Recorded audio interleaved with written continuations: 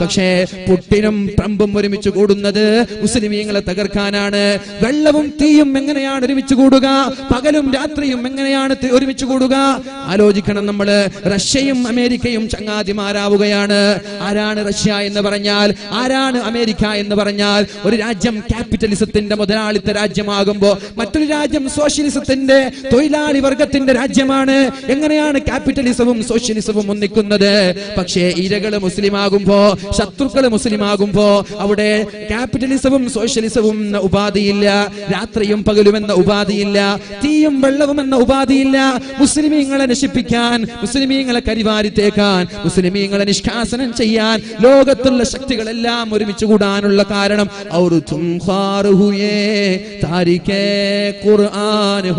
നിങ്ങൾ ഖുർആനിൽ നിന്ന് മാറി നിന്നില്ലേ? ഖുർആൻ ഓതാൻ സമയം കണ്ടെത്താറുണ്ടോ?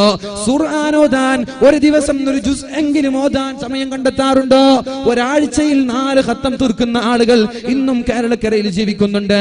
ഒരാഴ്ചയിൽ 2 ഖത്തം തീർക്കുന്നവര്, ഒരാഴ്ചയിൽ 4 ഖത്തം തീർക്കുന്നവര് ഇന്ന് കേരളക്കരയിൽ ജീവിച്ചിരിപ്പുണ്ടാകുമ്പോ ഞാൻ ചോദിക്കട്ടെ എന്റെ ചെറുപ്പക്കാരാ, ഒരു ദിവസം ഒരു ജുസ് ഓതാനുള്ള സന്മനസ് നീ കാണിക്കാറുണ്ടോ? അരമണിക്കൂർ ചെലവഴിച്ചാൽ പോരെ? എന്നാൽ 24 മണിക്കൂറിൽ 16 മണിക്കൂർ സോഷ്യൽ മീഡിയകളുടെ സോഷ്യൽ സൈറ്റിന്റെ മുന്നിൽ നീ ചെലവഴിക്കുമ്പോ റബ്ബിനോട് എന്ത് സമാധാനമാണ് പറയുക? മൊബൈൽ ഫോൺ എടുത്തിട്ട് വാട്സപ്പിൽ കളിക്കുമ്പോ, മൊബൈൽ ഫോൺ എടുത്തിട്ട് ഫേസ്ബുക്കിൽ കളിക്കുമ്പോ, മൊബൈൽ ഫോൺ എടുത്തിട്ട് കാമുകന്മാരോട് ചാറ്റ് ചെയ്തുകൊണ്ടിരിക്കുമ്പോ നീ നിന്റെ സമയം വെറുതെ നഷ്ടപ്പെടുത്തുമ്പോ ആരോഗ്യം തന്ന റബ്ബ്, മൊബൈൽ തന്ന റബ്ബ്, ആയുസ് തന്ന റബ്ബ്, ഭക്ഷണം നൽകിയ റബ്ബ്, സമ്പത്ത് നൽകിയ റബ്ബ്, അനുഗ്രഹങ്ങൾ നൽകിയ റബ്ബ്, ആ റബ്ബിന് വേണ്ടി എന്ത് ചെയ്തു? ആ റബ്ബിന് വേണ്ടി എന്ത് ചെയ്തു? ഒരു ജുസ് ഖുർആൻ ഓതാൻ സമയം കണ്ടെത്തിയില്ല. അത് തന്നെയാണ് നമ്മുടെ നാശം. ലോകം നമ്മൾക്കെതിരെ തിരിയാൻ കാരണം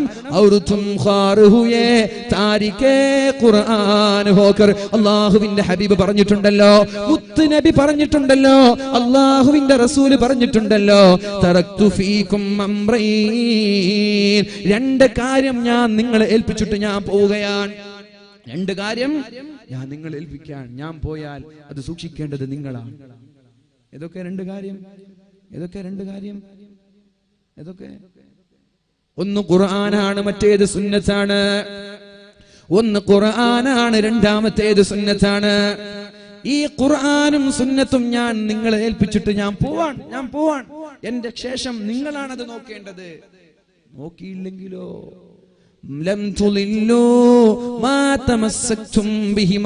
അടിവരയിട്ട് പഠിക്കേണ്ട ഹദീസാണിത്.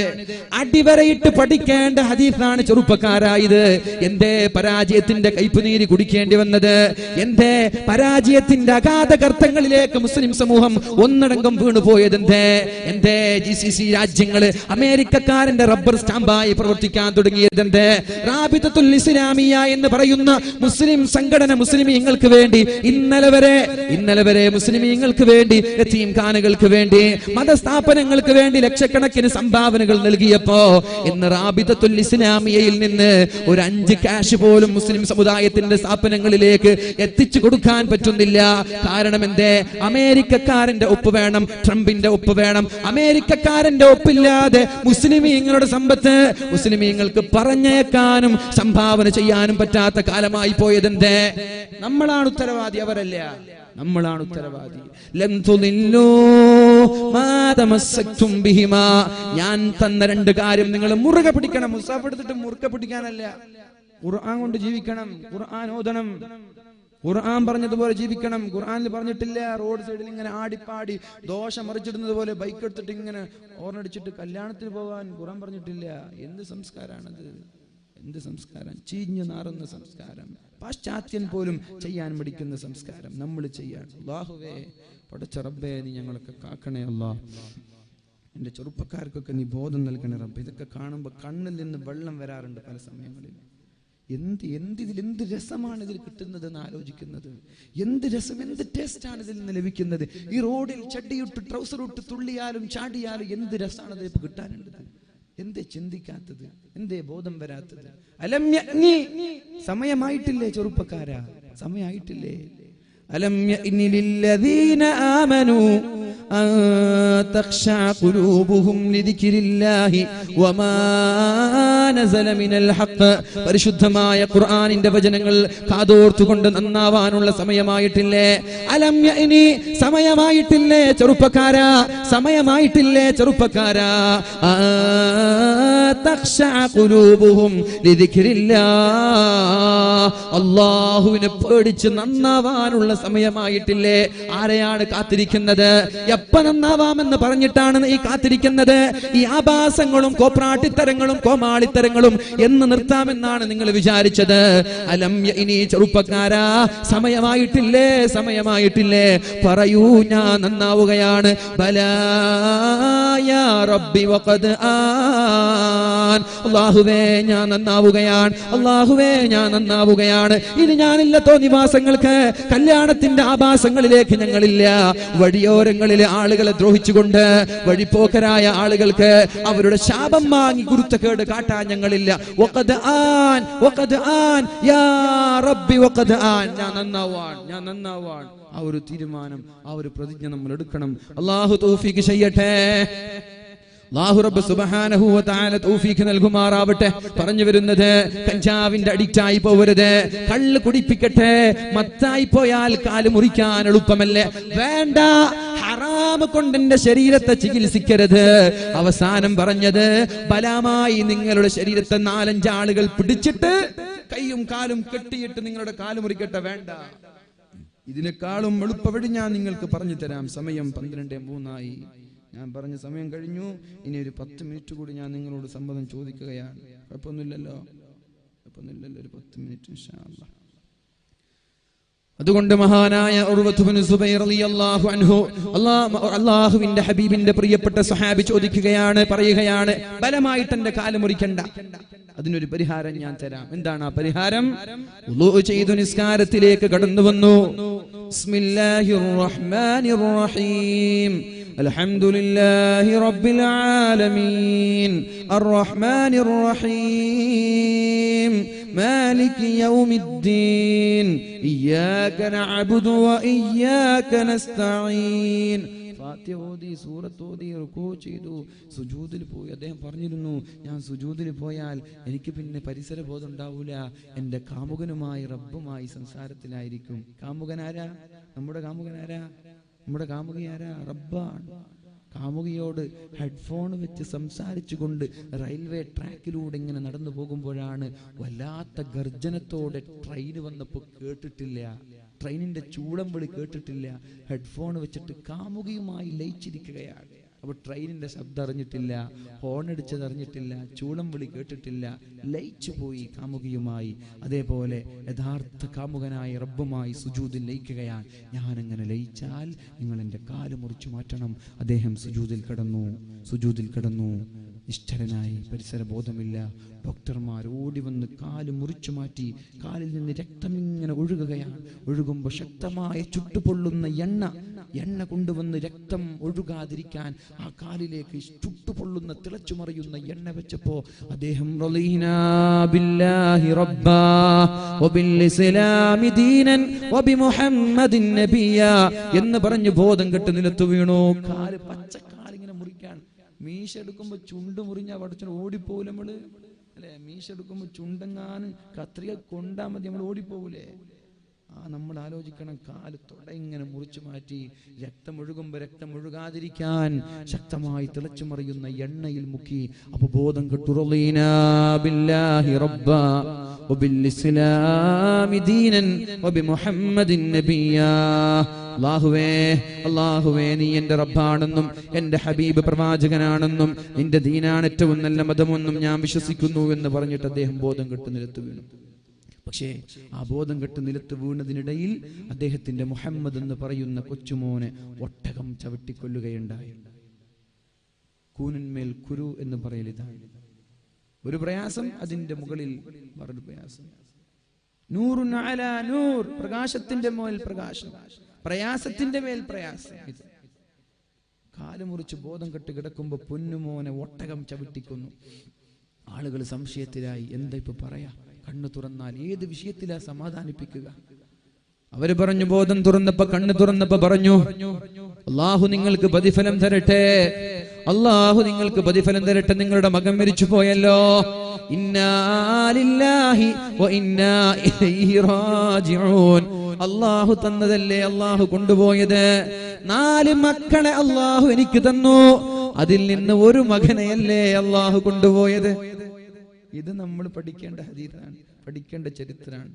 നമ്മൾക്ക് ആരുണ്ട്? റോൾ മോഡൽ ഉണ്ട്. ഉർവ, ആർതർ ആഷ് എന്ന് പറയുന്ന ടെന്നീസ് കളിക്കാരന് ഉർവ എന്തല്ല റോൾ മോഡൽ അല്ല, നമ്മളെ റോൾ മോഡലാണ് ഉർവ റളിയല്ലാഹു അൻഹു. അദ്ദേഹം പറയാൻ, അല്ലാഹുവേ 4 മക്കളെ തന്നിട്ട് ഒരു മകനെയല്ലേ നീ കൊണ്ടുപോയത്. അൽഹംദുലില്ലാഹ്, 3 മക്കളെ നീ ഇവിടെ ബാക്കി വെച്ചല്ലോ. ഇത് പറയാൻ നമ്മൾക്ക് പറ്റോ? നമ്മൾ ആലോചിക്കണം. നമ്മുടെ മകൻ മരിച്ചാല് പെണ്ണുങ്ങൾ തലക്കടിച്ചു, തലമുടിയൊക്കെ പിരിച്ചെടുത്തു, കുപ്പായം കയറി, ഒച്ച വെച്ചു, ഒട്ടയസിച്ചു. എന്ത് നേട്ടം? മരിച്ച മകൻ തിരിച്ചു കിട്ടുവോ? മരിച്ചുപോയ മകൻ പുനർജനിക്കോ? ഇല്ല.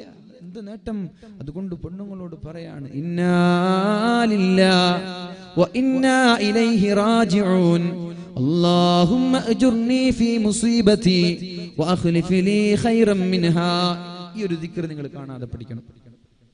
ഈ ഒരു ദിക്ർ നിങ്ങൾ കാണാതെ പഠിച്ചാൽ നിങ്ങളുടെ ജീവിതത്തിൽ ഏറ്റവും വലിയ നേട്ടമായിരിക്കും. നിങ്ങളുടെ ജീവിതത്തിൽ എന്തു പ്രയാസം വന്നാലും ഉടനെ പറയണം, ഇന്നാ ലില്ലാഹി വ ഇന്നാ ഇലൈഹി റാജിഊൻ. അതെല്ലാവർക്കും അറിയാം അല്ലേ? അതെല്ലാവർക്കും അറിയാം. അതിനുശേഷം ഒരു ദിക്റുണ്ട്, അല്ലാഹുമ്മ അജ്ർനി ഫീ മുസീബതി. ഈ എനിക്ക് വന്ന മുസീബത്തിൽ ഞാൻ ക്ഷമിക്കുകയാണ് അല്ലാഹ്. എന്താ മുസീബത്ത്? എന്റെ മകൻ മരിച്ചു, ഞാൻ ക്ഷമിക്കുകയാണ് അല്ലാഹ്. അല്ലാഹുമ്മ അജ്ർനി ഫീ മുസീബതി. എന്റെ പൊന്നുമോൻ മരിച്ചുപോയി, അത് ഞാൻ ക്ഷമിച്ചത് കാരണം എനിക്ക് നീ കൂലി തരണേ അല്ലാഹ്, എനിക്ക് നീ പ്രതിഫലം തരണേ അല്ലാഹ്. വ അഖ്ലിഫ് ലീ ഖൈറൻ മിൻഹാ. ഈ മകന് പകരം നല്ല ഒരു പകരക്കാരനെ എനിക്ക് തരണേ അല്ലാഹ്. ഈ ഒരു ദിക്ർ നമ്മുടെ ജീവിതത്തിൽ പതിവാക്കിയാൽ മരിച്ചുപോയ മകനെക്കാളും നല്ലൊരു പകരം അല്ലാഹു നമ്മൾക്ക് നൽകുമെന്നതിൽ സംശയമില്ല. ഒരാളെ കയ്യിൽ ഐഫോൺ 5 ഉണ്ടായിരുന്നത്. ഐഫോൺ 5 പോകുന്ന വഴിയിൽ ബസ് ആരോ പോക്കറ്റ് അടിച്ചു.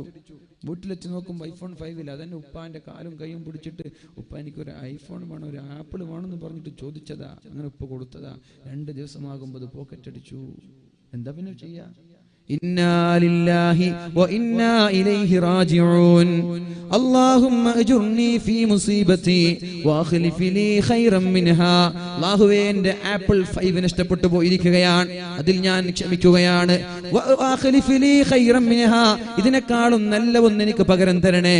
ഈ ഒരു ദിക്ർ ജീവിതത്തിൽ പതിവാക്കിയാൽ ആപ്പിൾ 6 നിങ്ങൾ അറിയാതെ നിങ്ങൾക്ക് കിട്ടും. ഞാൻ പറയല്ല, ഞാൻ ഉദാഹരണം ആപ്പിൾ ആക്കിയതാണ്. നമ്മുടെയൊക്കെ ഒരു താല്പര്യമാണല്ലോ ആപ്പിൾ എന്ന് പറഞ്ഞ അല്ലേ? ഇല്ലാത്തവനും ഉള്ളവനൊക്കെ പിടിക്കുന്ന ഒരു സാധനമാണല്ലോ, അതുകൊണ്ട് പറഞ്ഞ. അപ്പോ ആപ്പിൾ 5 ആണ് നഷ്ടപ്പെട്ടത്.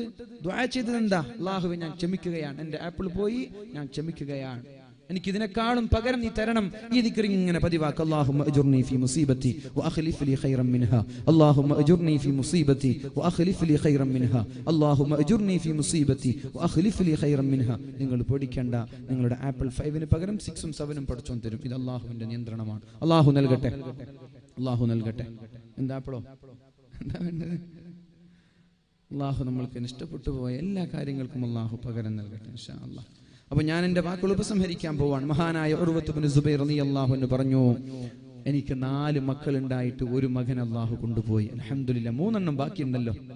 4 അവയവങ്ങൾ എനിക്കുണ്ടായി, ഒരു കാലല്ലേ കൊണ്ടുപോയത്, 3 എണ്ണം ബാക്കിയുണ്ടല്ലോ. 2 കാലും 2 കൈകളും തന്നിട്ട് ഒരു കാല് മാത്രം ബാക്കി, ഒരു കാല് മാത്രം കൊണ്ടുപോയി, 3 എണ്ണം നീ ബാക്കി വെച്ചല്ലോ. അൽഹംദുലില്ലാഹ് എന്ന് പറയാനുള്ള ഈമാനാണ് നമ്മൾക്ക് വേണ്ടത്. ഒരു ഹദീസും കൂടി, മാ യുസീബുൽ മുഅ്മിന മിൻ നസബിൻ. മുഅ്മിനായ സഹോദരൻ ഒരു ക്ഷീണമുണ്ടായാൽ, കേൾക്ക്, മുഅ്മിനായ മനുഷ്യൻ ഒരു ക്ഷീണമുണ്ടായാൽ, കൂലിപ്പണിയാണ്, നല്ല ക്ഷീണുണ്ടായി, കുഴപ്പമില്ല, അതിന് കൂലിയുണ്ട്.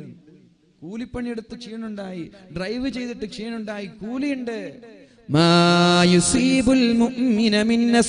ഒരു ക്ഷീണം ഒരു മുഅ്മിനായ സഹോദരനുണ്ടായാൽ, വലാ ബസബിൻ ഒരു രോഗമുണ്ടായാൽ, തലവേദന, ഷുഗർ, പ്രഷർ, കൊളസ്ട്രോൾ, ക്യാൻസർ, ഇതുപോലെയുള്ള ഏതെങ്കിലും ഒരു രോഗം മുഅ്മിനീങ്ങളായ ആളുകൾക്ക് അല്ലാഹു നൽകിയാൽ, വലാ ഹമ്മിൻ ദുഃഖമുണ്ടായാൽ, ദുഃഖം പൈസ ഇല്ലായിരിക്കുമ്പോ നല്ലോണം ദുഃഖം ഉണ്ടാവും അല്ലേ?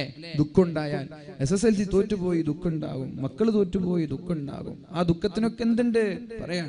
വലാ ഹമ്മിൻ ദുഃഖമുണ്ടായാൽ, വലാ ഹുസ്നിൻ വിഷമമുണ്ടായാൽ, വലാ അദൻ ബുദ്ധിമുട്ടുണ്ടായാൽ, പോകുന്ന വഴിയിൽ കല്ല് തട്ടി വീഴാൻ പോയാൽ, നമ്മൾ നടന്നു പോകുമ്പോഴാണ് അറിയാതൊരു കല്ല് കാലിൽ തട്ടി വീഴാൻ പോയത്. വലാ അദൻ ഒരു ബുദ്ധിമുട്ട് നമ്മുടെ ജീവിതത്തിൽ ഉണ്ടായാൽ, വലാ ഗമ്മിൻ അതുപോലെ എന്തെങ്കിലും ഒരു പ്രയാസം ഉണ്ടായാൽ, നടന്നു പോകുമ്പോഴാണ് കാലിലേക്ക് ഒരു മുള്ളു തറച്ചത്, നടന്നു പോകുമ്പോഴാണ് കാലിലേക്ക് ഒരു കല്ല് തറച്ചത്, വൈകുന്നേരങ്ങളിൽ ഫുട്ബോൾ കളിക്കുമ്പോഴാണ് കാലിലേക്ക് ഒരു കല്ല് തറച്ചത്. കാലിലേക്ക് തറക്കുന്ന ഒരു മുള്ളു പോലും ഇല്ലാ കഫറല്ലാഹു ബിഹാ മിൻ ഖതായാ, അത് കാരണത്താൽ നമ്മുടെ തിന്മയുടെ ഏടിൽ നിന്ന് അല്ലാഹു തിന്മകളെ മായ്ച്ചു കളയുമെന്ന് മുഹമ്മദുർ റസൂലുള്ളാഹ്. ഷുഗർ വന്നാൽ 10,000 രോഗങ്ങളാണ് അല്ലാഹു മായ്ച്ചു കളയുന്നത്. പ്രഷർ വന്നാൽ, കൊളസ്ട്രോൾ വന്നാൽ, മക്കള് മരിച്ചു പോയാൽ, SSLC ഒന്ന് തോറ്റുപോയാൽ, കാലിലേക്ക് ഒരു മുള്ളു തറച്ചാൽ, ജോലി ചെയ്ത് ക്ഷീണിച്ചാൽ, എന്തെങ്കിലും ഒരു ദുഃഖമുണ്ടായാൽ, എന്തെങ്കിലും ഒരു വിഷമമുണ്ടായാൽ, ആ സമയത്ത് ക്ഷമിക്കാൻ തയ്യാറായാൽ, ആ സമയത്ത് ക്ഷമിക്കാൻ തയ്യാറായാൽ,